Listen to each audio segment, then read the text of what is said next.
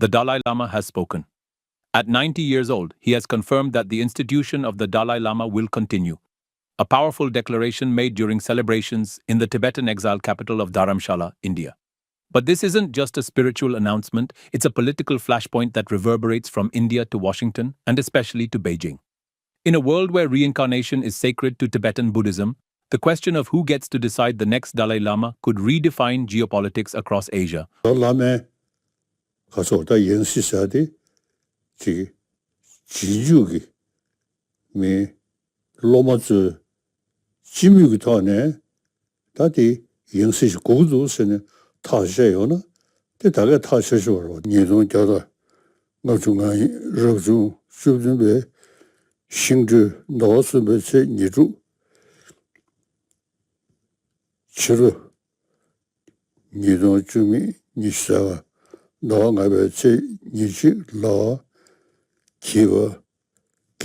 Traditionally, after the death of the incumbent, high-ranking lamas begin a spiritual search.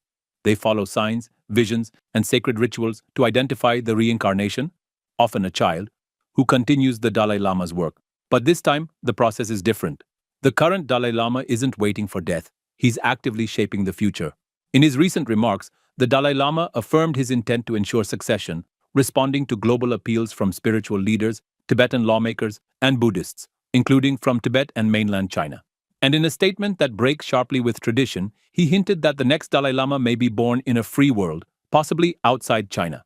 This could be a strategic move. Since the Dalai Lama fled Tibet in 1959 after a failed uprising against Chinese rule, Beijing has viewed him as a separatist. Now China insists that it alone has the right to approve the next Dalai Lama. Backed by a 2007 regulation, Beijing claims all reincarnations of high-ranking Tibetan figures must be state-approved, using the so-called golden urn method, a centuries-old ritual supervised by the government. But for the Dalai Lama, this process lacks spiritual legitimacy. In 1995, when he recognized a 6-year-old boy as the reincarnation of the Panchen Lama, the second most important figure in Tibetan Buddhism, Chinese authorities abducted the child. He hasn't been seen since. Beijing installed its own Panchen Lama instead, but Tibetan communities widely rejected him. That moment marked a turning point.